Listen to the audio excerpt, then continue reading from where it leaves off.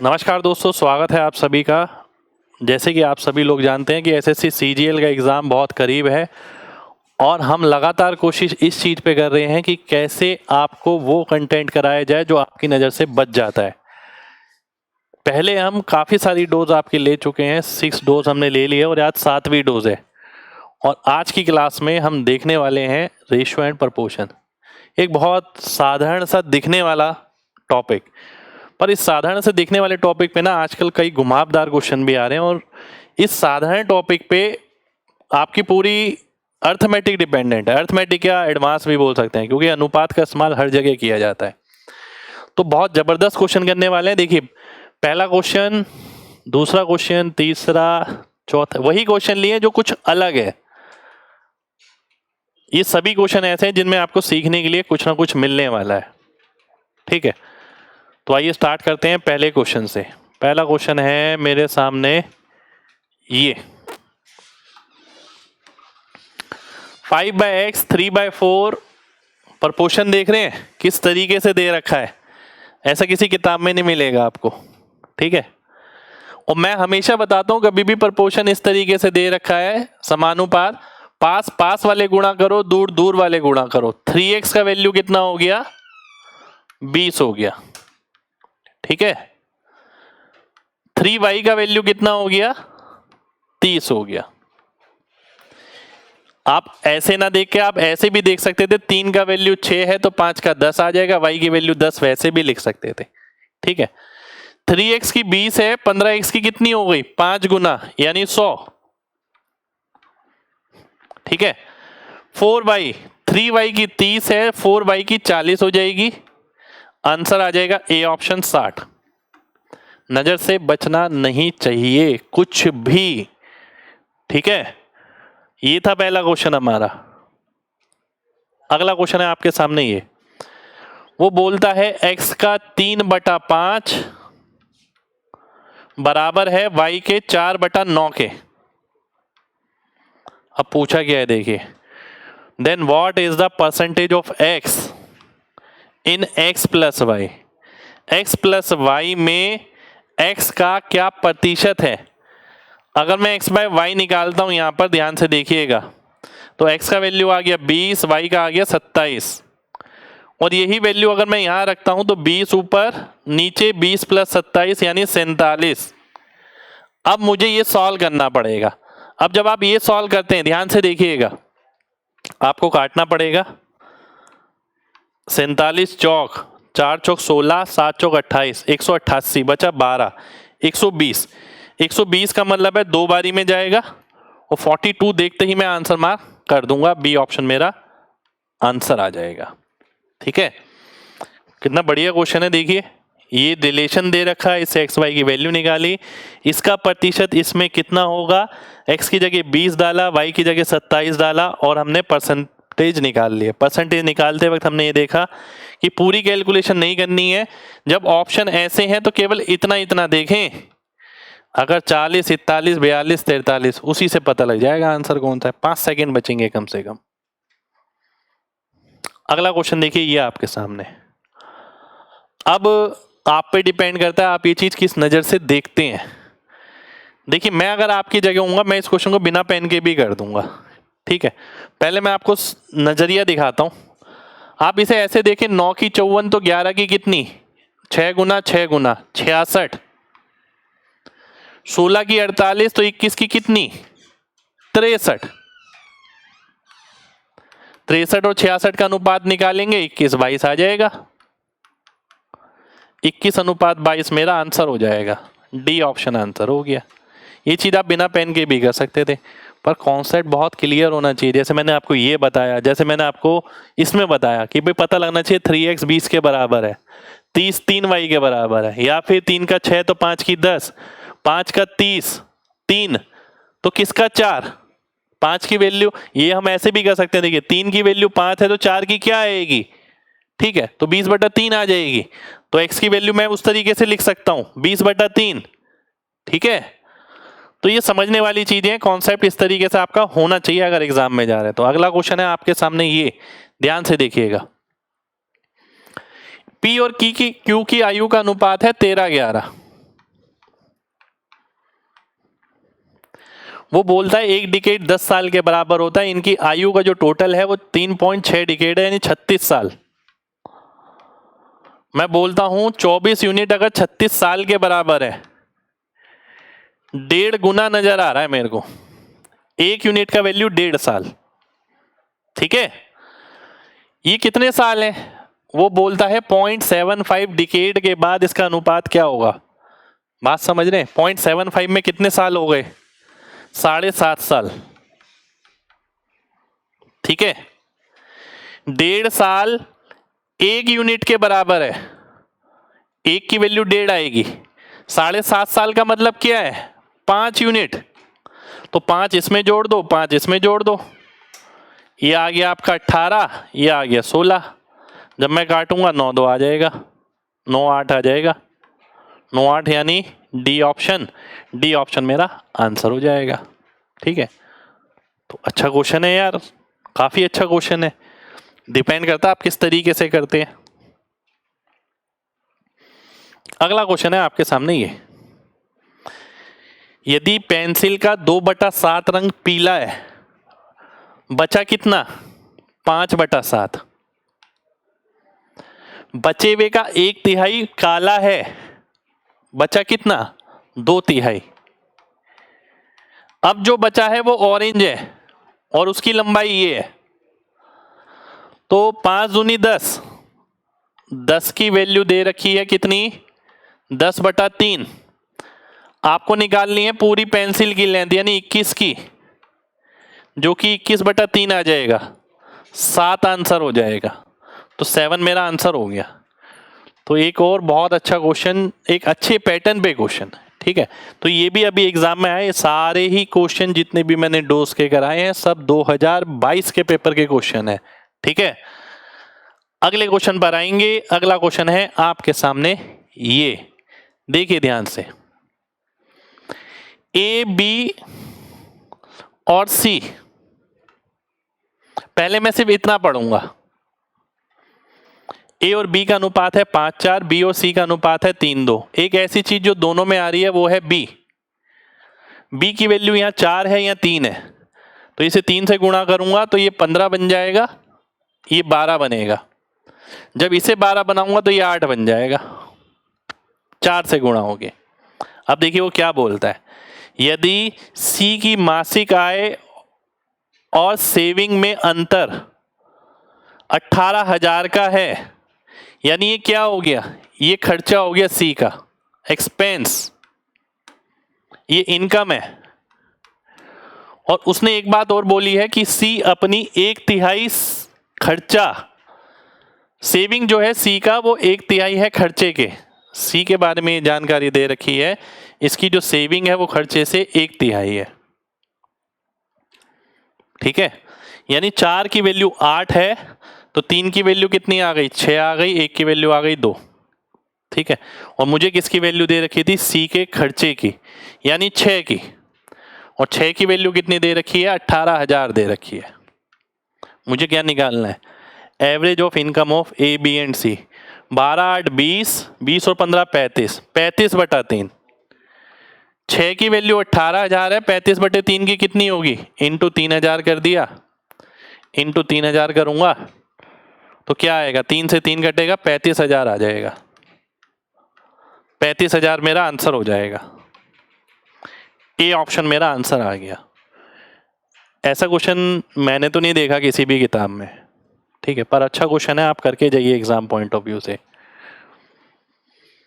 अगला क्वेश्चन है आपके सामने ये क्वेश्चन सिंपल लग रहा है पर इसमें जो चीज पूछी गई है वो अच्छी है, यानी ऐसा क्वेश्चन बन सकता है। 3 व्यक्ति ए बी सी एक व्यापार शुरू करते हैं 8:7:4 में निवेश करके, परंतु जिस समय के लिए उन्होंने निवेश किया वो 2-1-3 है। तो जो उन्हें मुनाफा मिलने वाला है, मुनाफा होता है इन्वेस्टमेंट इनटू टाइम, वो 16, 7 और 12 के अनुपात में मिलेगा। अब क्या पूछा? अभी तक तो यही खत्म हो जाता था। प्रॉफिट ऑफ ए एंड सी का जो अंतर है, ए बी और सी यानी 4, वो सी और बी के प्रॉफिट से कितना प्रतिशत है? 80%। 4/5 सी ऑप्शन आंसर हो गया। तो एक बहुत बढ़िया, बहुत शानदार क्वेश्चन। ठीक है, तो अब एग्जामिनर वो सीधे सीधे क्वेश्चन नहीं फेंक रहा जो आपको प्रीवियस ईयर की बुक में या किरण में मिल जाते हैं, सीधा छेड़ रहा है उन्हें, उनके साथ खेल रहा है, कभी लैंग्वेज के साथ, कभी कॉन्सेप्ट्स के साथ।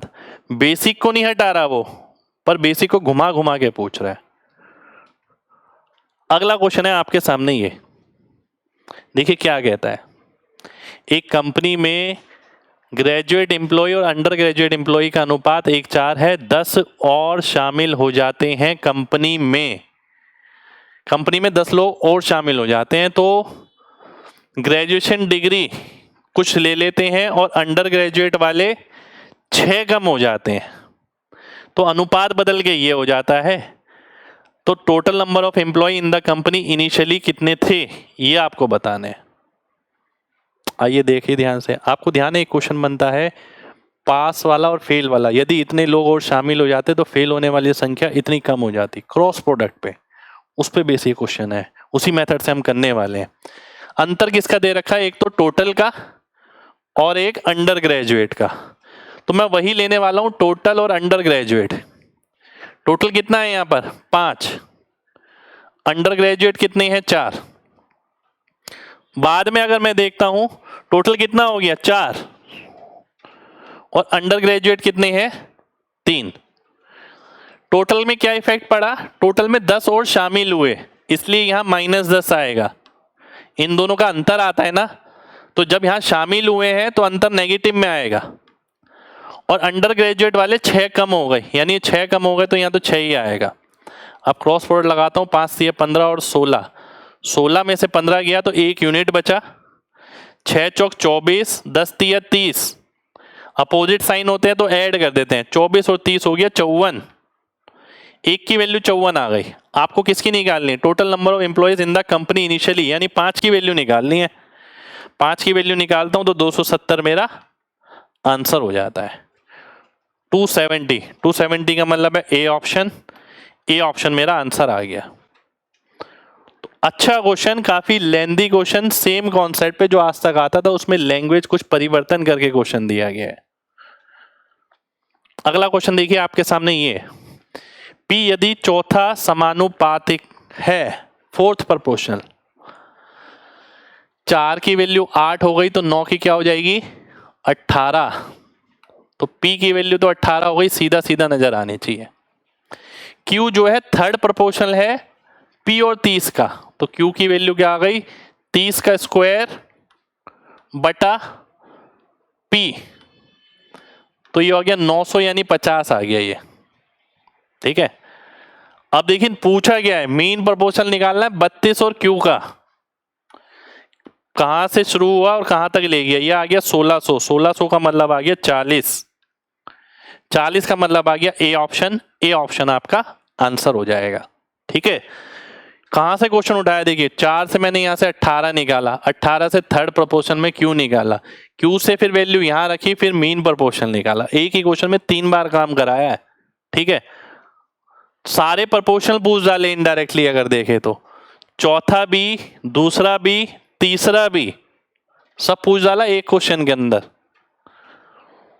अगला क्वेश्चन है आपके सामने, ये इंग्लिश यहां तक है इसकी। 2 पाउडर मिक्सचर है M और N, जिसमें साल्ट और शुगर इस अनुपात में है 5:9 और 11:17। एक तीसरा पाउडर बनाया जाता है, इसकी 3/4 मात्रा लेकर और इसकी 1/4 मात्रा लेकर। 1/4 नहीं है यहां पर, लिख दिया मैंने। ठीक है, 3/4 1/4 यानी ये 3 यूनिट और ये 1 यूनिट लेकर, और आपको बताना है फाइनली जो मिक्सचर बनेगा उसमें अनुपात क्या होगा। ऐसे क्वेश्चन को मैं कैसे कराता हूं, देखिए लैंग्वेज अच्छी है इसलिए क्लास में लिया है। ऐसे क्वेश्चन को मैं इस तरीके से कराता हूं, मैं बोलता हूं इसका टोटल देखिए 14, इसका टोटल है 28, तो एलसीएम क्या हो गया 28, यानी 1 यूनिट की वैल्यू 28 मान लो, 3 की 84 आ गई, टोटल हो गया 112। अब पहले वाला देखो इसमें कितना होगा, 14 का 6 गुना यानी 30, 5 का 6 गुना, 28 का 28 ही है यानी 11 हो गया। तो ये आ गया आपका 41, पहले वाला तो 41 आ गया, दूसरे वाला कितना बचेगा, 71 बचेगा।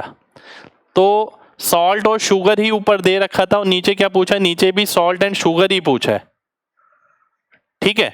तो फाइनली आंसर क्या आ जाएगा, 41 71 आ जाएगा, बी ऑप्शन आपका आंसर हो जाएगा, ठीक है। बी ऑप्शन मेरा आंसर आ गया। अगले क्वेश्चन पर आएंगे, लैंग्वेज बहुत अच्छी थी। अगला क्वेश्चन ये आपके सामने लास्ट क्वेश्चन है, ध्यान से देखिएगा, बहुत ध्यान से देखिएगा। दो सेनाएं युद्ध में आपस में भिड़ी तो दोनों सेनाओं के सैनिक 10:3 में थे, 10 और 3, पहली और दूसरी, ठीक है, 10:3 में थे।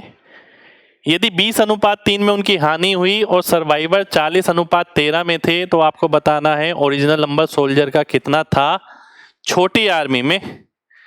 यदि लार्जर आर्मी में सर्वाइवर 24,000 थे, 40 की वैल्यू 24,000 दे रखी है।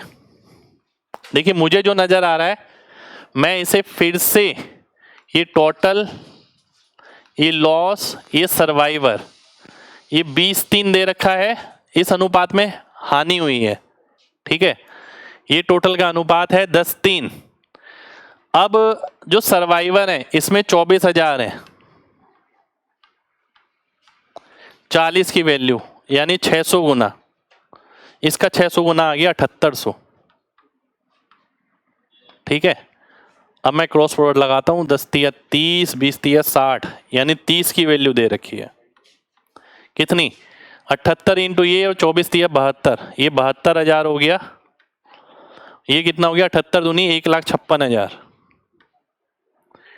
तो बचा कितना आपका 84,000। 30 की वैल्यू है 84,000। आपको किसकी निकालनी है, आपको बताना है छोटी आर्मी में, ठीक है, कितने सोल्जर हैं। तो 3 है आपके पास इनिशियली, तो 3 की वैल्यू कितनी आएगी, 30 की है, तो डिवाइड बाय 10, डिवाइड बाय 10, 8400 आपका आंसर हो जाएगा, यानी बी ऑप्शन मेरा आंसर हो गया, ठीक है। तो देखिए और तो क्वेश्चन नहीं होंगे, बिल्कुल नहीं है। ये थी हमारी आज की क्लास, आज का सेशन अनुपात पे, ठीक है।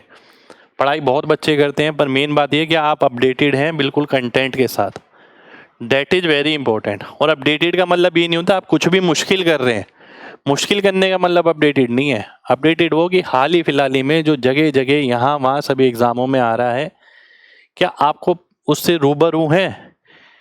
आप अगर सोचते हैं कि इस साल पिछले साल सिलेक्शन नहीं हुआ तो इस साल कैसे होगा, तो आपको काफ़ी चीज़ों पे काम करना पड़ेगा। एक कैलकुलेशन, दूसरा स्पीड, तीसरा अपडेटेड कंटेंट। अगर ये 3 चीज़ें तीनों पे ही काम नहीं कर रहे आप, या तीनों में से किसी एक पे भी काम नहीं कर रहे, तो इस साल भी रिजल्ट वही होने वाला है जो पिछले साल हुआ था, ठीक है। तीनों पे काम करना पड़ेगा। हम कोशिश ये कर रहे हैं कि लगातार आपको सारी चीज़ें, देखिए पेड बैच की मैं बात नहीं करता, पेड बैच में मैं आप सब चीज़ों पे ध्यान दे रहा हूँ, चाहे वो कैलकुलेशन हो, स्पीड हो, अपडेटेड कंटेंट हो, ठीक है। पर यूट्यूब पे कई बच्चे ऐसे हैं जो हमारे पेड यूजर्स नहीं हैं, तो मैं उनसे यही कहूँगा, जो पेड यूज़र है उनसे भी यही कहूँगा, भाई बैच ले लिया, पढ़िए, सब करा रहे हैं हम, क्योंकि हमें ज़रूरत पता है, हमें पता है CGL कैसे निकलेगा, जो एक्सपीरियंस है हमारा उससे हम आपको ये सारी चीज़ें करा रहे हैं। अगर अपडेटेड कंटेंट की बात करें, अपडेटेड का मतलब ये नहीं है कुछ भी दूसरी दुनिया का आप पढ़ रहे हैं और मुश्किल है, दूसरे से अलग है, आप कैट की बुक उठा के पढ़ रहे हैं। अपडेटेड का मतलब ये नहीं है, अपडेटेड का मतलब ये है कि क्या रेलिवेंट है एग्जाम पॉइंट ऑफ व्यू से, जो आज और एग्जामों में भी आ रहा है, ठीक है। वो क्वेश्चन तो होना चाहिए एग्जाम में आने वाला, तो ये एग्जाम्स के क्वेश्चन है जो लगातार हम डोज के रूप में कर रहे हैं। उम्मीद करते हैं रेशो का ये सेशन आपको अच्छा लगेगा, कमेंट करके जरूर बताइएगा कुछ नया सीखने को मिला हो तो, ठीक है। तो मिलेंगे आपसे नेक्स्ट सेशन में, जब तक अपना ख्याल रखें, जय हिंद।